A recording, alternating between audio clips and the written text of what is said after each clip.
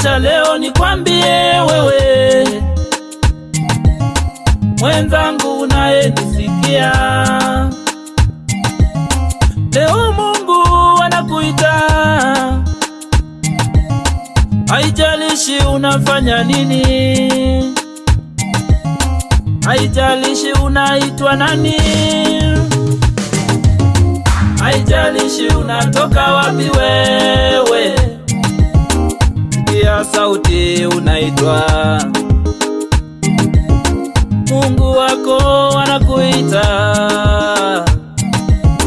katika hiyo hali ulio nayo. Anakuita mwanangu, njoo. Alinitoa kwenye majina mimi.